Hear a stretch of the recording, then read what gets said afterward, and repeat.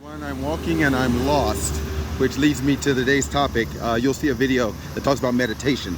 Primarily when you're trying to figure out who you are and thinking, I'm going to spend some time and I'm going to focus. You'll need to sort of practice to get your mind clear so that you are focusing, that you're not, distracted, that you're not thinking about something because you're triggered or because something else is influencing you. So it's a little technique to help you clear your mind so that when you do start to think and want to focus, you're actually focusing and help you find what it is you're looking for. I hope the video helps, and I hope I find where I'm going. Okay, bye. Good morning, everyone. Another video. One of the things that is the key to success is knowing oneself. And knowing oneself is very hard because there's always something distracting you, whether it's a thought in your heart, a memory, someone saying something, news you see, the outside world, whatever. The point of meditation is to understand your mind, to see things coming, to see how your mind works so that you can start to control it. So when something happens, you can look at it and manage it rather than having it manage you because you weren't aware that, you were thinking about your grandma, or an old heartbreak was somewhere in your mind, or you're fearing of your boss and it's weighing on yourself. Being able to see these things before they come, you will find that most of your stress, most of your worries, most of your anxiety is actually unnecessary. Some of it is, but you'll find more than you could possibly imagine is really unnecessary and really is just you being caught up in emotion in the moment. But if you had the time to ask yourself, why am I thinking this? Why is this an issue? And is it really a problem? You find it wasn't. So let me show you how I do it. Now, Buddhists will talk about the concept of letting go of yourself and letting go of needs, letting go of wants. And in the abstract, I understand that. But as someone like myself that wants to change the world, wants to do things, that concept of, doing nothing or wanting nothing and desiring nothing doesn't make sense to me. How can you not want something and yet want something at the same time? How can you be an active person in the world if you're letting go of needs and wants? This is how I use it practically. And so from my perspective is that I use that to clear my mind. When you're working out, you'll work out every day at first maybe, and then once your body is fit, you'll do it twice a week or 3 times a week, and then eventually, if your lifestyle is such, you can just work out once a week or work out lightly every day or something like that. So this type of, I would say, sort of obsessive, sort of Buddhist-like meditation is a good approach for getting your mind into practicing and getting your mind conditioned. It's not about finding nirvana. It's not about, if I do it, the pain will go away. The pain may not go away, but you'll start to see where the pain comes from. So we want to practice it for a moment. So this is how it's done.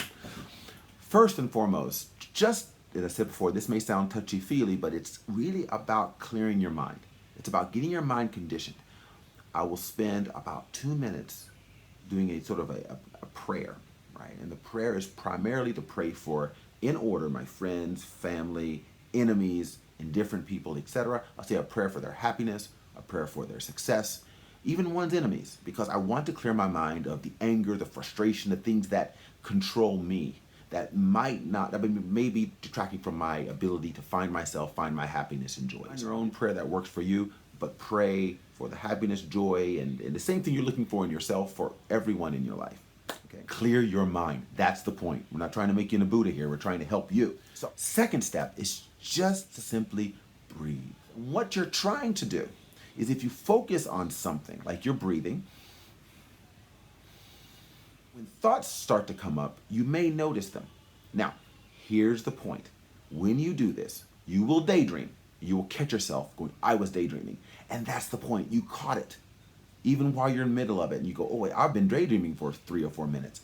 That's okay, because you're starting to catch yourself. Imagine, you're daydreaming and thinking about things without even knowing it. But slowly you're conditioning your mind to say, oh, I'm daydreaming. Oh, I'm caught up in something. When that time is up and you go, well, I daydreamed, I didn't find nirvana, I didn't have a clear mind, that's okay. You were able to pick out, I'm lost, I'm wrapped up in something, or I daydreamed, or I'm tired and I can't meditate. You're discovering how your mind works, you're becoming more mindful, and I will tell you, in weeks like I've had last week, you'll find that there are issues and problems and things that are just simply easier to deal with because you've started to condition your mind to see stuff coming. Here we go.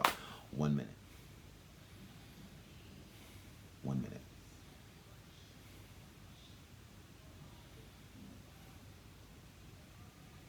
There's sound in the background, so I'm starting to think about that. And then I catch myself, I start focusing on the breathing again.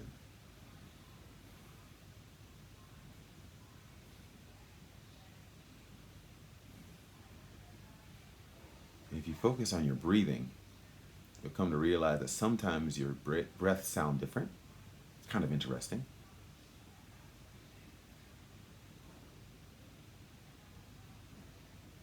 I hear someone singing outside. I'm starting to listen to their music. They're singing. My brain's distracted. I caught it.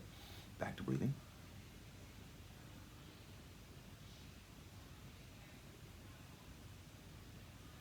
I'm thinking about the cars I saw when I was driving earlier today to the dump.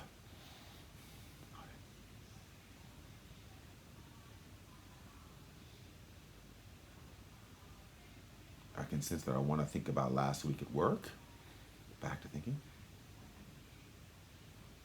Okay.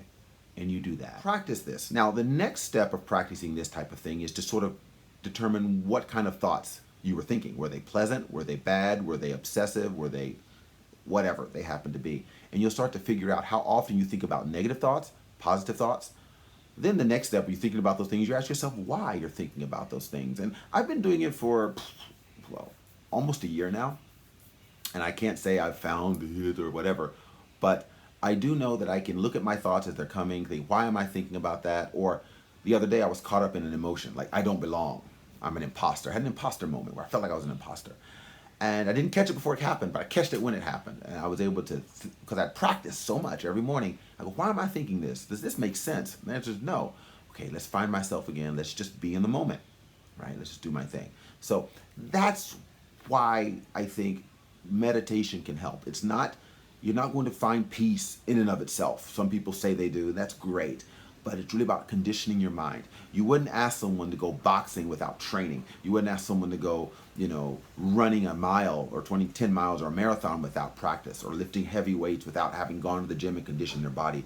I wouldn't ask you to find yourself or find your joy or go out there and be happy without giving you the tools to start your conditioning. So every day, start with 1 minute even of meditation. As you do it more and more, you're going to find out more about your mind. It's an adventure. There's nothing to be lost. There's just everything to be gained. And you'll start to condition your body and condition your mind and condition your spirit. Put yourself on the right road to finding yourself, finding what's important to you, and being able to be in more control of the world around you and more control of your destiny. So have a great week. I hope this has helped.